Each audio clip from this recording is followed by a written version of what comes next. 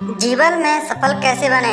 गर्मी की छुट्टियों में दादाजी के पास घूमने आया बालक चलते कूदते दादाजी के पास पहुंचा और बड़े गर्व से बोला कि दादाजी, जब मैं बड़ा हो जाऊंगा तब मैं एक सफल आदमी बनूंगा। क्या आप सफल होने के कुछ उपाय बता सकते हैं? दादाजी हाँ, मैं सर हिला दिया और बिना कुछ कहे लड़के का हाथ पकड़ा और उसे करीब की पौधशाला ले गए।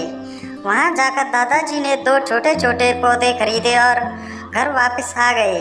वापस आकर उन्होंने एक पौधा घर के बाहर लगा दिया और दूसरा पौधा गमले में लगाकर घर के अंदर रख दिया। अब आपको क्या लगता है कि इन दोनों पौधों में से भविष्य में कौन सा पौधा अधिक सफल होगा? दादाजी ने लड़के से पूछा।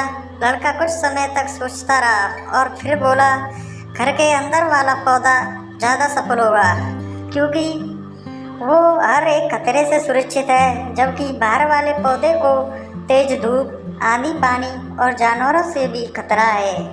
दादाजी बोले, चलो देखते हैं आगे क्या होता है, और वह अखबार उठाकर पढ़ने लगे। दादाजी दोनों पौधों पर ज़्यादा ध्यान देते रहे और समय बीतता गया। 3 से 4 साल बाद जब एक बार फिर वह लड़का अपने माता पिता के साथ गांव घूमने आया, तब अपने दादाजी को देखा तो देखते बोला, दादाजी, पिछली बार मैंने आपसे सफल होने के कुछ उपाय मांगे थे, पर आपने तो कुछ भी नहीं बताया था, पर इस बार आपको कुछ बताना ही होगा। दादाजी मुस्कुराए और लड़के को उस जगह ले गए जहाँ उन्होंने गमले में पौधा लगाया था। अब वह पौधा एक पेड़ में बदल चुका था। लड़का बोला, देखा दादाजी, मैंने कहा था ना कि ये वाला पौधा ज़्यादा सफल होगा। दादाजी ने बोला कि अरे, पहले बाहर वाले पौधे का हाल तो देख लो। और यह कहते हुए दादाजी लड़के को बाहर ले गए। बाहर एक विशाल पेड़ गर्व से खड़ा था। उसकी शाखाएं दूर तक फैली हुई थी और उसके छांव में खड़े राहगीर आराम से बात कर रहे थे। अब दादाजी ने जो पूछा, बताओ कौन सा पौधा ज़्यादा सफल हुआ?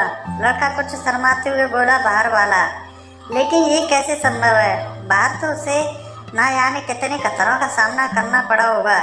दादाजी मुस्कुराए और बोले, हाँ, बाहर वाले पौधे को बहुत सी चीज़ों से सामना करना पड़ा, लेकिन समस्या का सामना करने से अपने फायदे भी तो हैं। बाहर वाले पौधे के पास आज़ादी भी थी कि वह अपनी जड़ें जितनी चाहे उतनी फैला ले, अपनी शाखाओं से आसमान को छू ले। और तुम जिस आंधी तूफान से इस पेड़ के लिए मुसीबत समझते थे, उसी आंधी तूफान ने ही इस पेड़ की जड़ों को इतना मजबूत बना दिया कि आज एक छोटा सा आंधी तूफान इस पेड़ का कुछ भी नहीं बिगाड़ सकता।